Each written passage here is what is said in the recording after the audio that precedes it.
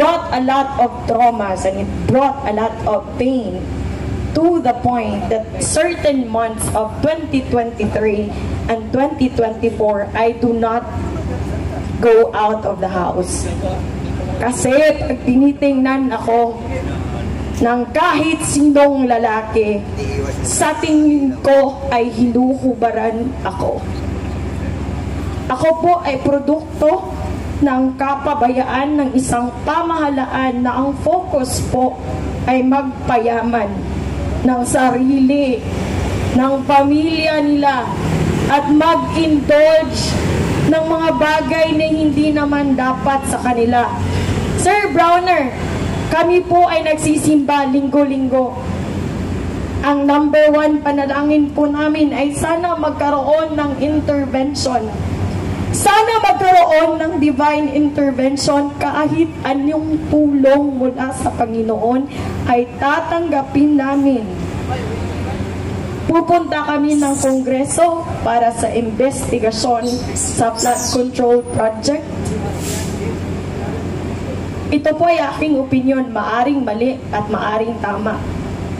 Pero sa perspective ng isang ordinaryong mamamayan, ang nakikita ko po ay hindi investigasyon. Ito po ay cover-up. At nakakalungkot, hindi lang ang flood control project ang naging patunay. Kaya ko nasasabi na sa pamala ngayon, hindi na to nagpa-function. Wala nang check and balance as far as I know.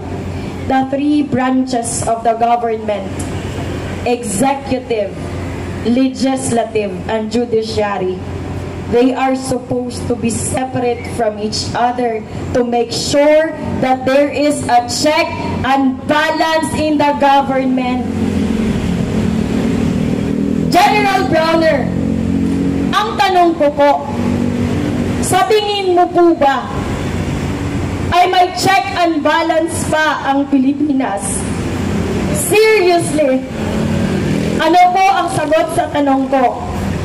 Kaming mga ordinaryong Pilipino, walang kapangyarihan, walang pera. Saan kami pupunta? Sino ang magtatanggol sa amin? Kung mismong ang pamahalaan na inaasahan namin ang bumababoy hindi lang sa kasulukuyan, ngunit pati sa aming mga kinabukasan. General Browner, I plead you with all my heart as a Filipino citizen, protect us. Protect us because in the end, you are supposed to protect the Filipino people. You are supposed to uphold the interest and the protection of the Filipino people. Wala kaming laban dahil wala kaming kapangyarihan.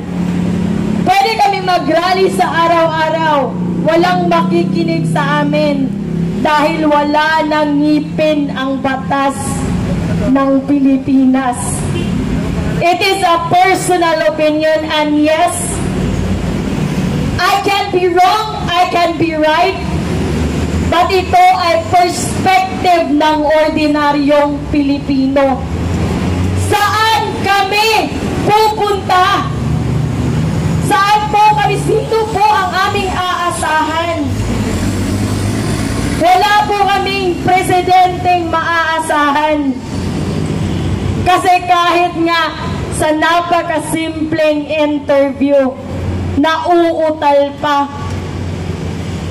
Kahit nga sa taon-taong problema sa baha, magkakamot pa ng ulo at tatanungin ang mga staff, anong gagawin natin? Wala po kaming mapupuntaan, kaya po kami ay naparito ngayong gabi. Sino pong magtatanggol sa interes sa mga Pilipino? Kayo po ang last card namin, hindi isang politiko. Because you are supposed to protect the interest, the welfare of the Filipino people. Galangin po natin at siguraduhin po natin na may check and balance pa ang Pilipinas, na may rason pa para maniwala kami ulit na ang hustisya sa Pilipinas ay patas. Kung ang kanilang oras na inilalaan sa pagnanakaw ay inilalaan nila sa pagserbisyo sa mga mamamayan, walang mga batang magagahasa, walang mga batang magugutom, at walang mga taong mamamatay sa baha. Sometimes I cannot wrap my head around the audacity, the audacious fact na napakaraming sangay ng pamahalaan, ngunit ni isa ay hindi maasahan. General Browner and the Armed Forces of the Philippines, together with the Philippine National Police, you are our last card, and we are counting on you to protect the interests of the Filipino people. Yun lang po, at magandang gabi.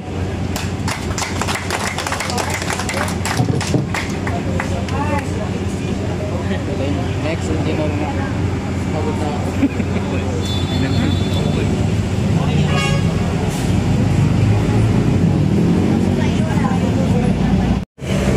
Ang isa sa dati po ninyong kabaro, isa po sa may pinakamataas na posisyon nung kanyang panahon sa hukbong panghipapawid, na andito po siya ngayon bilang isang retiradong general, ay sinamahan po niya ang taong bayan, sapagkat bagamat siya po ay nagtapos na sa kanyang serbisyo, ay nararamdaman niya at magpasa hanggang ngayon ay patuloy pa rin niyang tinutupad ang kanyang tungkulin sa ilalim ng ating konstitusyon na protektahan ang mamamayang Pilipino.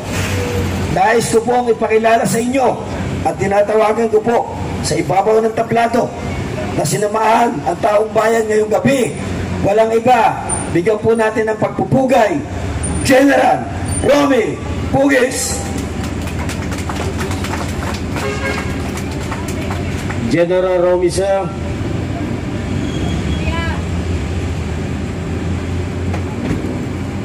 Medyo abante kayo ng konti para hindi tayo nakakamas sa akin. General Romy Pugis, sir.